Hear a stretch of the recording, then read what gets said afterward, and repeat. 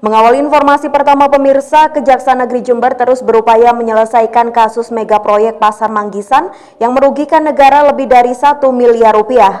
Terbaru, Kejaksaan Negeri Jember segera menyidangkan kedua tersangka yang sebelumnya buron yakni MHS dan AS.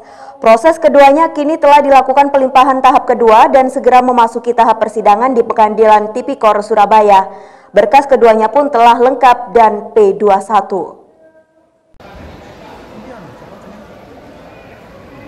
Seperti diberitakan sebelumnya, tersangka AS ditangkap oleh tim tabur Kejaksaan Negeri Jember di Jakarta beberapa waktu yang lalu. Sedangkan tersangka MHS sudah menyerahkan diri sebelum AS ditangkap. Peran kedua tersangka pun cukup penting dalam lingkaran kasus Pasar Manggisan tersebut. AS diketahui sebagai Direktur PT Dita Putri Waranawa sebagai pelaksana proyek rehabilitasi Pasar Manggisan. Sedangkan MHS sebagai kuasa Direktur PT Dita Putri Waranawa dalam proyek tersebut. Menurut Kepala Kejaksaan Negeri Jember, Zulikar Tanjung, bahwa pengembangan kasus Pasar Manggisan kini segera menyidangkan dua tersangka baru yakni MHS dan juga AS. Berkas keduanya sudah lengkap dan P21 dalam waktu dekat segera disidangkan di Pengadilan Tipikor Surabaya.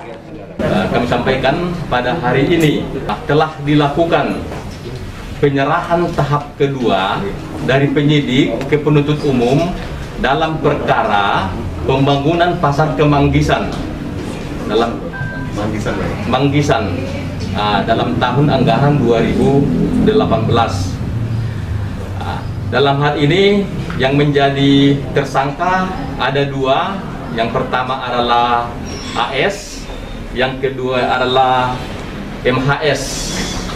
Dari hasil penyidikan yang dilakukan oleh tim penyidik Kejaksaan Negeri Jember telah rampung, selesai dan diserahkan berkas perkara kepada penuntut umum. Oleh penuntut umum dinyatakan lengkap P21 sehingga hari ini telah dilakukan penyerahan tahap kedua tersangka dan barang bukti. Dan kemudian mungkin nanti tindak lanjut berikutnya dalam waktu dekat akan kami lakukan pelimpahan ke Pengadilan Tipikor Pengadilan Surabaya. Dari Jember, Yudisa di Jember 1 TV melaporkan.